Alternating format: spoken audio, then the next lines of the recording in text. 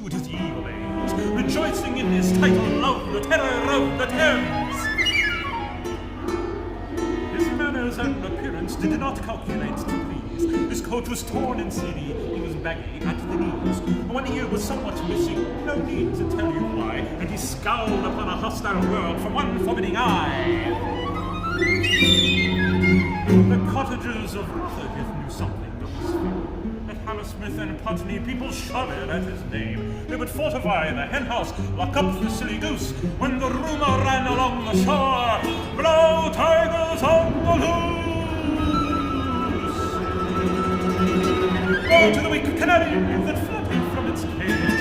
Go to the pampered Pekingese that faced proud tiger's rage. Woe to the bristly bandicoot that lurks on foreign ships, and woe to any cat with whom proud tiger came to grips.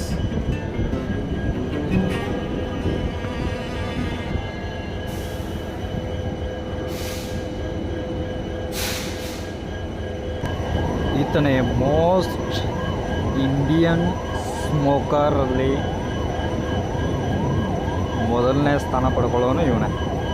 RRBನಲ್ಲೇ ಈ locomotive ವೇಷನ್ ಬಂದು diesel ಆಗಿರುತ್ತೆ.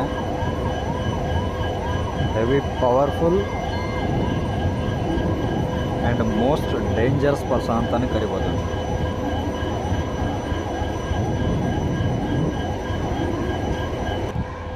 ಇಲ್ಲಿ ನೋಡಿ, ಇಲ್ಲಿ locomotive ಬಂದು ಒಬ್ಬರು ladies ಇದ್ದಾರೆ, ಒಬ್ಬರು ಜೆಂಟ್ಸ್ ಇದ್ದಾರೆ. ಇದು ಎಲೆಕ್ಟ್ರಿಕ್. ಹಾಗೆ ತೋರಿಸೋದೆ ಅಲ್ವಾ, ಇಲ್ಲಿದೆ ನೋಡಿ. ಸ್ಮೋಕರಲ್ಲಿ ನಂಬರ್ 1 ಈ ರೈಲ್